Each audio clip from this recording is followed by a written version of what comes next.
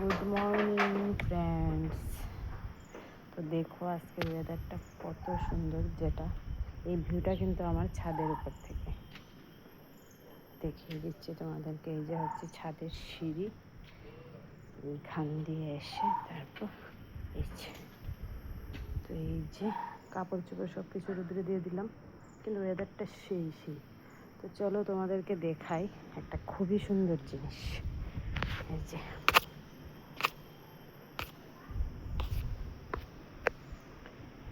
এত সুন্দর ওয়েদারের মধ্যে একটা সুন্দর জিনিস দেখাই যাবে।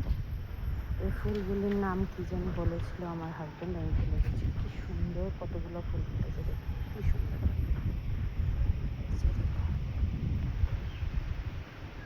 অনেকগুলো ফুল ফুটেছে, দেখতে কিন্তু খুবই সুন্দর লাগছে। যে এখানে কাঠগুলো ফুলে ফুটে আছে, ঠিক আছে। আর তার চাইতেও বেশি আকর্ষণীয় একটা জিনিস তোমাদেরকে দেখাচ্ছি, যেটা আজকে মানে 2.5 বছর পর, অনেক অপেক্ষার পর বলতে পারো, অবসান ঘটলো। এই যে আমার ড্রাগন ফ্রুটের গাছ, এর মধ্যে অনেকগুলি এসেছিল, এর মধ্যে একটাই টিকেছে। এই যে ড্রাগন ফ্রুট, তো এটা আমার জন্য একটা খুবই খুশির জিনিস। তো দেখে নাও।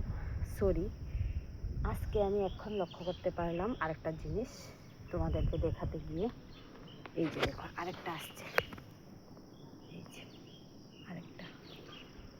তো ঠিক আছে, এর আগে যখন এটা এসেছিলো তখন অনেকগুলি এসেছিলো, সবগুলি মরে গেছে, একটাই টিকে আছে। জানি না এটা শেষ পর্যন্ত কতটুকু কী হবে। আর এখন তোমাদেরকে দেখাতে গিয়ে দেখতে পেলাম যে এই যে দেখো আরেকটা আসছে। তো যাই হোক, আর এদিকে আমাদের মানে ছাদ থেকে দেখা যায়, এদিকে দেখো, এদিকের ভিউটা কত সুন্দর। এই ফুলগুলি জংলি ফুল, কিন্তু দেখতে কত সুন্দর লাগে। তো যাই হোক, ডগা কিন্তু অনেকগুলি বেরিয়েছে, আরও নিশ্চয়ই হবে, দেখে নাও ভালো করে।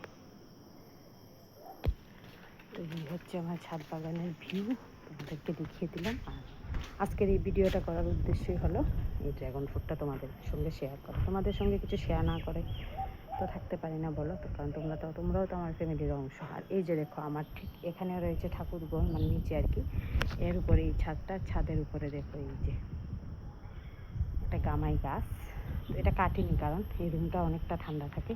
গাছটা কতটা, এটাও দেখতে কত সুন্দর লাগছে, দেখো ছাদের উপরে কতটা, এই আর কি। তো ঠিক আছে, দেখা হবে খুব তাড়াতাড়ি আবার নেক্সট কোনো ভিডিওতে। তো টাটা।